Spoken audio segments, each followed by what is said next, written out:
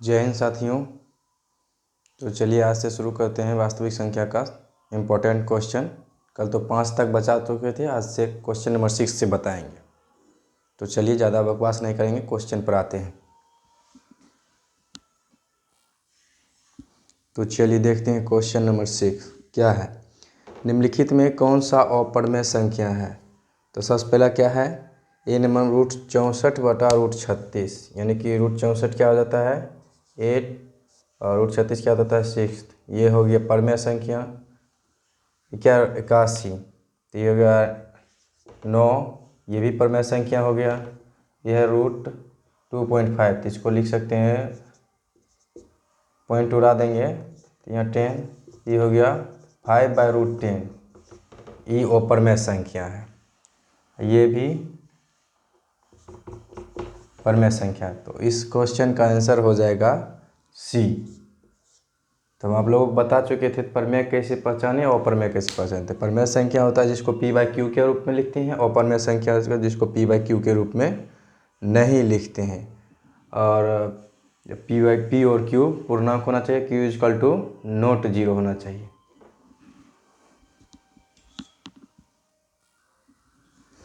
आइए अब देखते हैं प्रश्न नंबर 7। 2 या 2 से अधिक अभाज्य संख्याओं का मौसा क्या होगा।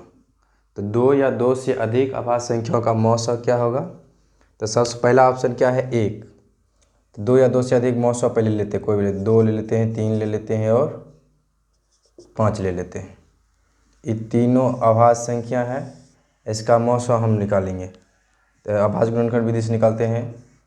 इसका 2 एकम 2 सिर्फ यही हो गया, 2 × 1, 3 का निकालेंगे, 3 एकम 3, 3 भी हो गया।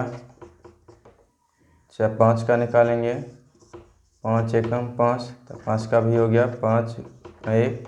तो तीनों में जो कॉमन होगा वही उसका मौसा होगा। तीनों में कॉमन क्या है 1, तीनों में कॉमन है 1। तो 2 या 2 से अधिक अभाज्य संख्याओं का मौसा क्या होगा, 1 ही होगा। इस क्वेश्चन का आंसर 1 होगा। ये क्वेश्चन 2015 में पूछ चुका है।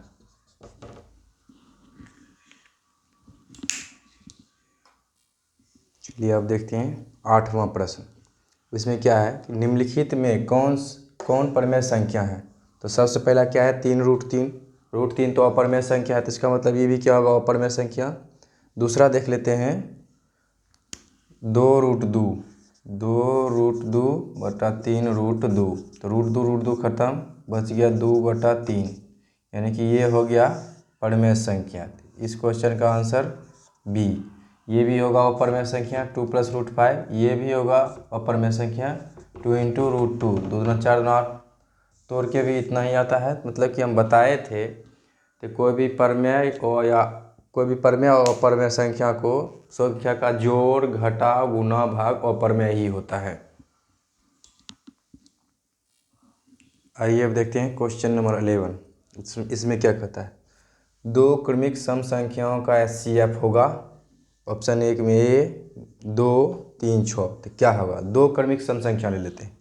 तो मान लीजिए 2 ले लिए, 1 4, इसका क्या बोलता है HCF क्या होगा। तो 2 का 2 एकम 2, 4 का 2 दूना 4, 2 एकम 2, तो 2 का हो गया 2 × 1 और 4 का हो गया 2 2 1। तो ये दोनों में कॉमन क्या है, तो एगो 2 कॉमन है, एगो 1 कॉमन है, यानी कि 2, तो 2 × 1 ये हो गया 2, यानी कि 2 क्रमिक सम संख्याओं का HCF होगा 2। इसका हो जाएगा ऑप्शन बी।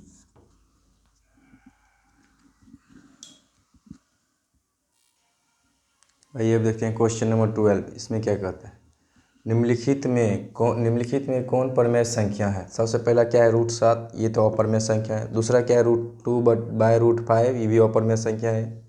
ये क्या है √3/√7, ये भी अपरिमेय संख्या है। चौथा देखते हैं कि अपरिमेय है, इसको तोड़ के देखते हैं। तो तोड़ेंगे तो √75 को लिख सकते हैं 5√3, 25 या 75। √48 को लिख सकते हैं 4√3, यानी कि 4 × 16 = 48। तो ये √3 खत्म, 5/4 यानी कि यही परमेय संख्या है। इस क्वेश्चन का आंसर डी। ये 2013 में पूछा गया है।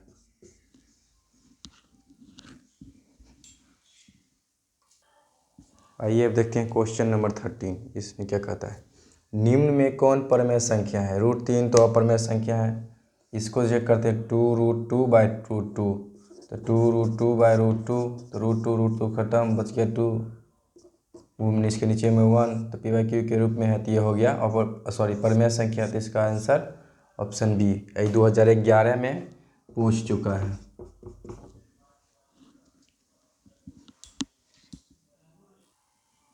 चलिए अब देखते हैं क्वेश्चन नंबर 14। इसमें क्या कहता है कि 1440 में 2 का अधिकतम घात क्या होगा। तो हम क्या करेंगे, 1440 का गुणनखंड करेंगे। तो 1440 का गुणनखंड करेंगे तो 1440 दो बार लगाएंगे तो 720, दो बार लगाएंगे 360, दो बार लगाएंगे तो 180, दो बार लगाएंगे तो 90, दो बार लगाएंगे तो 45। अब यहाँ से तो 2 से तो लगेगा नहीं, लगेगा तो 3 से। तो हम क्या करेंगे, इसमें सिर्फ पूछ रहा है कि 2 का अधिकतम घात क्या होगा। 2 का अधिकतम घात क्या है।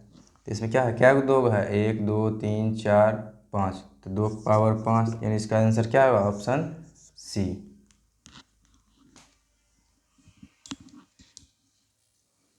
चलिए अब देखते हैं क्वेश्चन नंबर 15।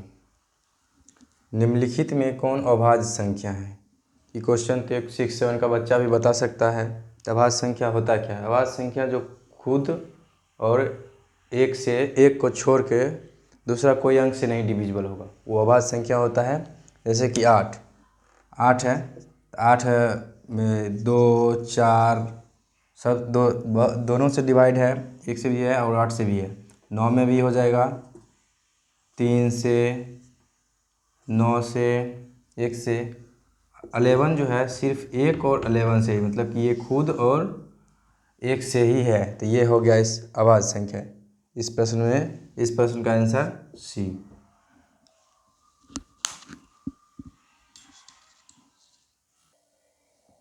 चलिए अब देखते हैं क्वेश्चन नंबर 16। निम्नलिखित में π/2 क्या है।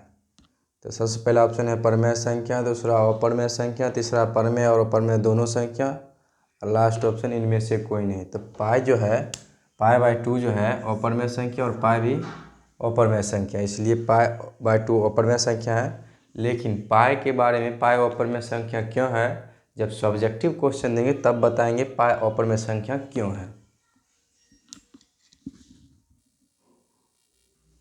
आइए अब देखते हैं क्वेश्चन नंबर 17। इसमें है 2√2 है, जो पढ़ा है भाई वो बता देगा 2√2 है, एक अपरमेय संख्या बस।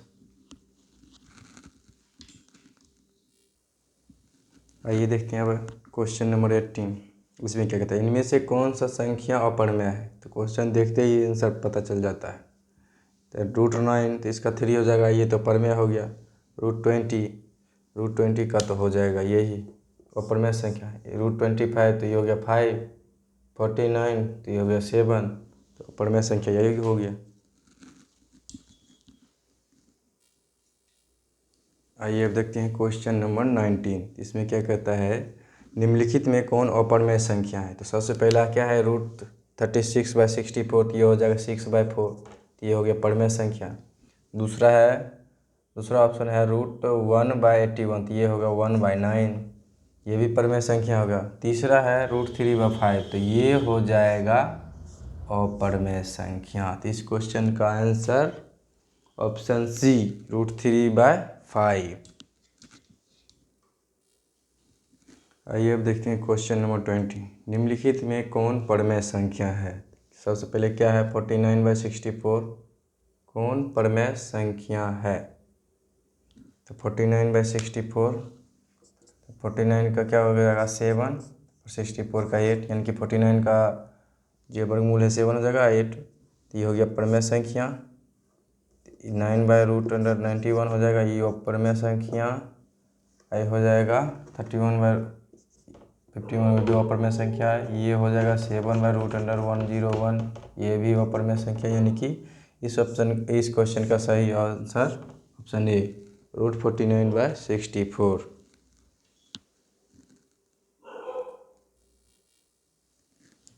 आइए अब देखें क्वेश्चन नंबर 21। इसमें है 3 - √2 है एक परमेय संख्या, एक अपरमेय संख्या, एक पूर्णांक संख्या या इनमें से कोई नहीं। ये है एक अपरमेय संख्या, क्योंकि परमेय और अपरमेय संख्याओं का भाग हो या गुना हो या जोड़ हो या घटा हो, वो अपरमेय संख्या ही होगा।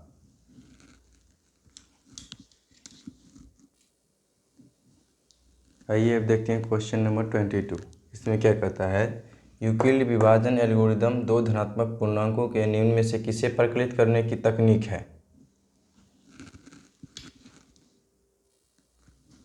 हाँ, तो क्या क्वेश्चन है, यूक्लिड विभाजन एल्गोरिदम दो धनात्मक पूर्णांकों के निम्न में से किसे परिकलित करने की तकनीक है।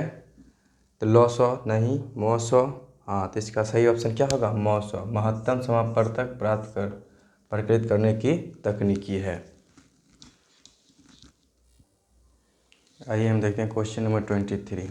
क्या है, यदि दो संख्याओं का मॉसॉ 15 और लॉसॉ 30 तो संख्याओं का गुणनफल होगा। तो इसका एक फार्मूला होता है,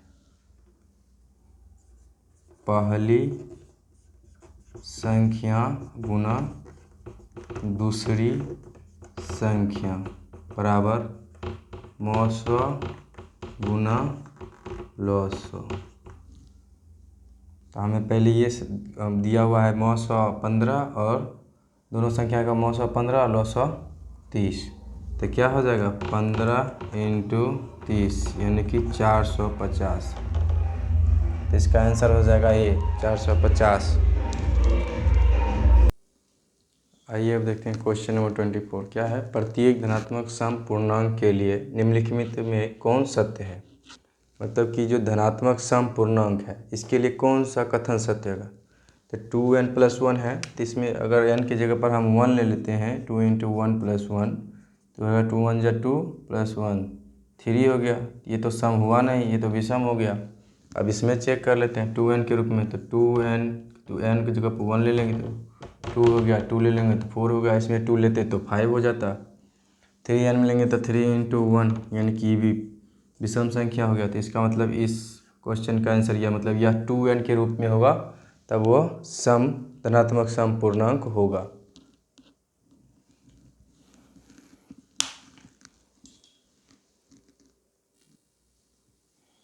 आइए अब देखते हैं क्वेश्चन नंबर 26। इसमें क्या कहता है कि 6250 के अभाज्य गुणनखंड में 5 का अधिकतम घात है। तो इसमें 5 का अधिकतम घात क्या होगा, तो इसका आप गुणनखंड निकाल लेते हैं। 6250, पहले 2 से लगाएंगे, 2 × 3 = 6, 2 × 1 = 2, 2 × 2 = 4, 2 × 5 = 10। अब यहाँ से 5 से लगेगा, 5 से लगाएंगे, 5 × 6 = 30, 5 × 2 = 10, 5 × 5 = 25।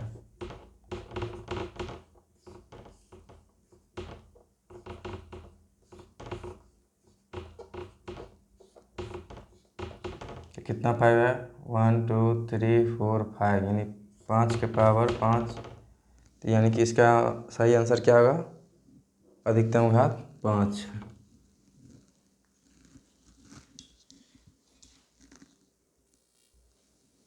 आइए अब क्वेश्चन देखते हैं, क्वेश्चन नंबर 27। निम्नलिखित में किसका दशमलव प्रसार शांत है। कल मैंने बता दिया था कि जब 2m × 5n के रूप में रहेगा तो वो शांत होगा, और इसके अलावा रहेगा या तो 2m के फॉर्म में रहे या 5n के फॉर्म में रहे, या तो ये तभी तो शांत, या ये दोनों, या ये दोनों, तभी तो वो शांत होगा। नहीं तो अगर दूसरा कोई अंक आएगा 3 4 3 5 7 तो वो हो जाएगा अशांत। तो आइए हम चेक करते हैं। इसमें 15/1600, 1600 को हम लिख सकते हैं 40 × 40। तो 40 × 40 के लिख सकते हैं 8 × 5 × 8 × 5। 8 को लिख सकते हैं 2 to the power 3। Into 5 2 to the power 3 into 5 यानी कि 2 पावर 6 इंटू 5 पावर 2 यानी कि 2 और 5 के फॉर्म में है, तो इसका मतलब यही पहला ऑप्शन ही हो गया इसका शांत। इसमें जैसे कि 21 है तो ये हो जाएगा 3 इंटू 7, ये तो होगा ही नहीं, क्या कि 3 है और 7 है 88। ये हो जाएगा 2 टू द पावर 3 इंटू शायद 11 भी हो जाएगा, इसलिए शांत प्रसार या अशांत में वो सब हो जाएगा। आइए अब देखें प्रश्न नंबर 28 क्या है। वृत्ताकार पथ पर 3 धावक एक ही स्थान से दौड़ना प्रारंभ करते हैं तो एक चक्कर लगाने में क्रमशः 2 घंटे, 4 घंटे, 6 घंटे लगाते हैं। तीनों को प्रस्थान बिंदु पर पुनः मिलने में लगा समय होगा, तो कितना समय लगेगा। तीनों एक ही वृत्ताकार पथ पर एक ही समय में एक ही स्थान एक ही समय एक ही दिशा में दौड़ते हैं, लेकिन तीनों को अलग अलग समय लगता है, तो तीनों पुनः एक ही बिंदु पर कब मिलेंगे। तो आइए हम देखते हैं इस प्रश्न को कैसे बनाएंगे। तो पहला धावक द्वारा पूर्ण चक्कर लगाने में लगा समय बराबर क्या हो जाएगा, कितना घंटा लिया था, 2 घंटा, 2 घंटे। तो दूसरा तो वही चीज़ दूसरा धावक द्वारा पूर्ण चक्कर लगाने में लगा समय बराबर 4 घंटे। तीसरा धावक द्वारा पूर्ण चक्कर लगाने में लगा समय बराबर 6 घंटे। तो हमको जानना है कि तीनों पुनः कितने समय में के बाद एक ही प्रस्थान बिंदु पर पुनः मिलने में लगा समय। हमको मालूम करना है कि तीनों को प्रस्थान बिंदु पर पुनः मिलने में लगा समय, तो तीनों प्रस्थान बिंदु पर कितने समय के बाद मिला। तो क्या लिखेंगे, तीनों धावक द्वारा एक ही स्थान एक ही समय और दिशा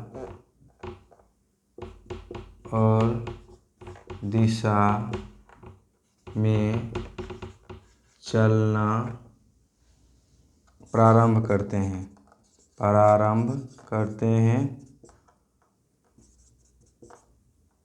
और वे उतनी समय के बाद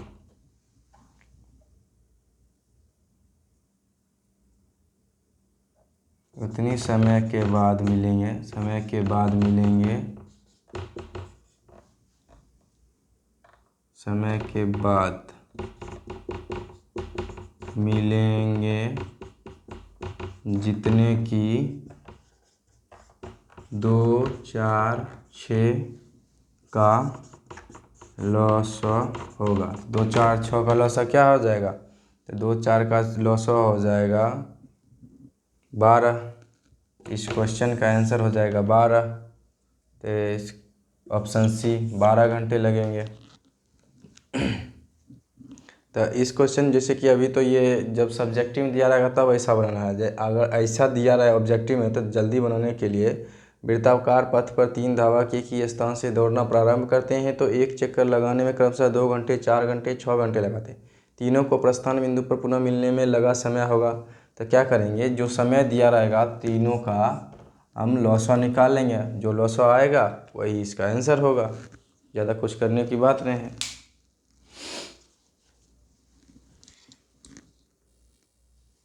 चलिए अब देखते हैं क्वेश्चन नंबर 29 क्या है। वृत्ताकार पथ पर 3 धावक एक ही स्थान से दौड़ना प्रारंभ करते हैं तो एक चक्कर लगाने में क्रमशः 1 घंटे, 3 घंटे, 5 घंटे लगते। तो तीनों को प्रस्थान बिंदु पर पुनः मिलने में लगा समय होगा। तो कितने समय के बाद तीनों मिलेंगे प्रस्थान बिंदु पर, तो ऑप्शन ए है 3 घंटे, ऑप्शन बी है 5 घंटे, ऑप्शन सी है 1 घंटे, ऑप्शन डी है 15 घंटे। तो इस क्वेश्चन का आंसर आप लोग कमेंट में बताइए, क्या है कि इसको जस्ट पिछला क्वेश्चन ही सेम टू ऐसा ही बताएं, सेम टू सेम। तो आप लोग बताइए कमेंट में क्या होगा। और ये क्वेश्चन 2015 में पूछ चुका है।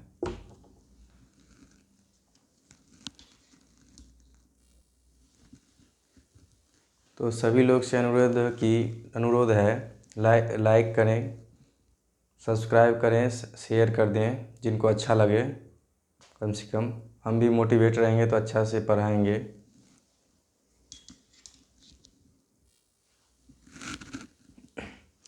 अब इसमें लगभग ऑब्जेक्टिव में 10 से 15 क्वेश्चन और होगा और उसके बाद सब्जेक्टिव। लगभग 1 से 2 क्लास में अब वास्तविक संख्या खत्म हो जाएगा। इसके बाद स्टार्ट करेंगे बहुपद।